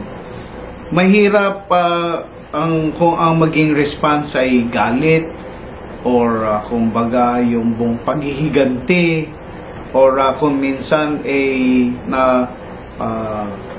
pupunta sa sobrang pagkalungkot, tuloy nais nyo nung umuwi at sumuko. Huwag po kayong mag-focus sa mga bagay na yan. Ang katulad nga ng sinabi sa salita ng Diyos, ipagkatiwala ninyo ang mga bagay na kung saan nakakapagpabagabag ng inyong puso. Ang Diyos po ay palaging kasama po natin. Siya po ay nangangako na hindi tayo iiwan at pababayaan. At lingid sa ating kaalaman, nais niyang tulungan tayo na bigyan ng comfort, ng kapayapaan, ng kasagutan sa ating mga panalangin. Katulad nga po ng mga naikwento nating experience ni OFW Eliza. Alam po natin na kaya nga sinasabihan natin siya, lahat ng inyong mga pasanin ay ibigay natin at ipagkatiwala natin sa Kanya. Lahat ng alalahanin sa buhay. Kasi nga, walang iba na pwedeng magmalasakit sa atin, tutugon sa lahat na ating hinaing, magbibigay ng kapayapaan, mag-aalis ng kabigatan sa ating mga dinadalang suliranin, kundi ang Diyos lamang. Kaya mga kababayani, bigyan nyo po ng kaunting panahon na sa inyo pong pagtatrabaho abroad, huwag nyo pong kalilimutan na makipag-ugnayan sa ating Diyos. Dahil siya lamang po ang pwede nating pagkatiwalaan. Siya lamang po ang pwedeng makadinig ng ating mga hinaing, ang ating mga panalangin. Manalangin po kayo direkta sa ating Panginoon. Hindi po kayo bibiguin ng ating Panginoon dahil siya po ang nagsasabing, "Come unto me, all you who are heavily laden and I will, or heavily burdened, and I will," sabi niya, "I will carry you. Cast all your anxieties on Him because He cares for you." Gawin po nating practice ang palaging lumapit sa Diyos upang tugunan ang ating pong mga suliranin. Yan po ang ating gabay mula sa salita ng Diyos. At tayo nga po ay umabot na sa pagtatapos ng ating pong programa. Nagpapasalamat na nga po kami muli sa ating pong station na nagkikarry sa atin, ang Radyo Guagua 99.9 FM radio station, kay Sir Alvin Malyari, kina J. Romuar at iba pang mga staff, kay Ma'am Nika. Salamat po sa pagtangkilik po sa amin for the 2-hour slot na binibigay nyo po sa amin. At syempre, amin pong pinapaalala sa inyo na kung kayo po ay na-late sa pag-tune in, inyo lamang pong balikan sa aming pong Facebook page. Pwede sa Global Filipino Movement. Mas maganda po sa Facebook page ng The Global Filipino Movement dahil siguradong mapapanood nyo po. At available po ito. Even yung mga back episodes po natin ay mapapanood po ninyo. At syempre, kung kinakailangan nyo po kaming kontakin sa aming pong programang ito, tingnan nyo lamang po ang aming mga numbers. Diyan lang po sa ating pong screen. Makikita nyo po mga numbers na pwede nyo pong kontakin. Pwede nyo rin po actually puntahan ang aming website, theglobalfilipinomovement.com. gmail.com. At doon din po, meron pong chat box doon na pwede kayong kumonect po sa amin. At syempre, sa ating Facebook page where you can find all sorts of information, mga paalala, no, na pwede nyo pong mapulot at makuha. Huwag po kayong magkatubili na kumontak po sa atin at mag-comment din po kayo para malaman din po namin ang inyo pong mga saloobin. At maraming salamat po dun sa nagbibigay ng kanilang pasasalamat sa mga services na kanila pong na-receive even during the week.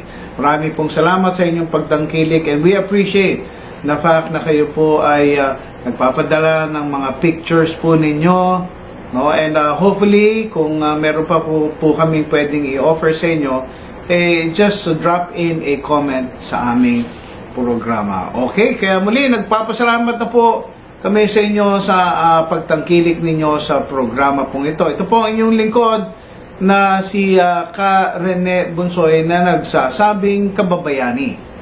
Tandaan mo lagi, mahal ka ng Diyos. God bless you po and good afternoon.